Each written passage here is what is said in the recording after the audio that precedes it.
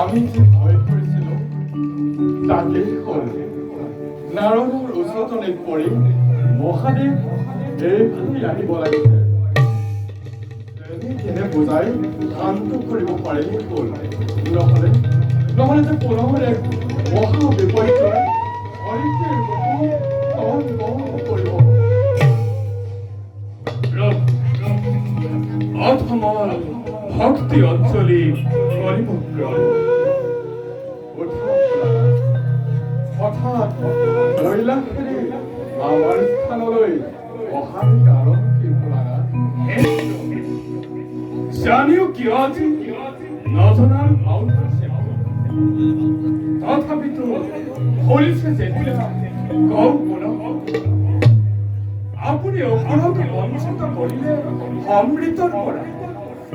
সেই মোহিনী ৰূপ দৰ্শন কৰিবলৈ আজি মই আপোনাৰ কাষলৈ আহিছোঁ। আমাৰ বনবাঞ্ছা পূৰ্ণ কৰক। এই কাৰ্যৰ পৰা বিৰত থকাটোৱেই ভাল। আমাৰ নাৰী মূৰ্তি আমাৰ মায়া শক্তিয়ে যদি তোমাক কাৰ্যৰ পৰা বিচলিত কৰে, তেন্তে তুমি জগত বাসীৰ আগত হাঁহি আঁতৰ আমি মদনকে আপনাৰ এই মায়া আমাকে বিস্মৃত কৰিতে নোৱাৰে। ইয়াৰ বাবে আমি কোনো প্ৰকাৰে জগত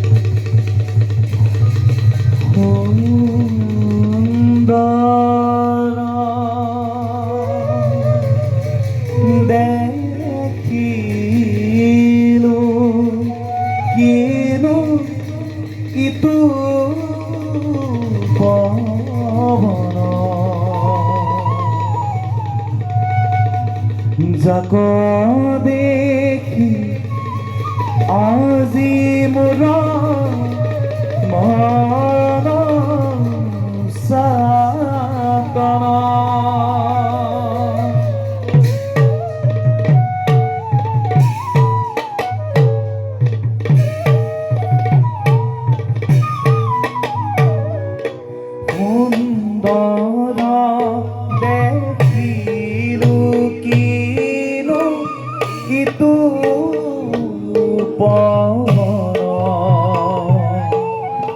যাক দেখি আজি মোৰ মন সাতন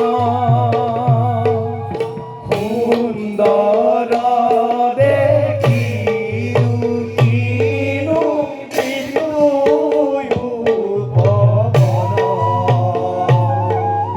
যাক দেখি আজি মোৰ মন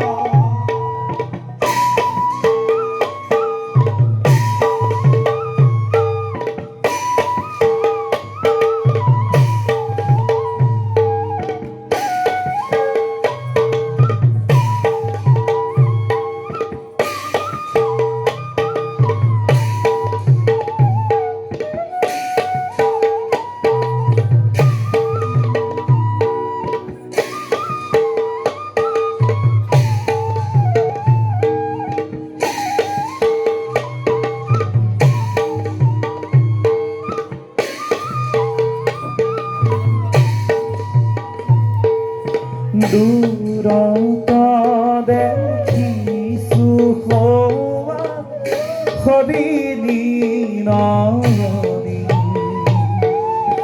যাক দেখি নাই মোৰ দেহত তৰণী দূৰত দেখিছো হোৱা সবিনী নয়নী যাক দেখি নাই মোৰ দেহত তৰণী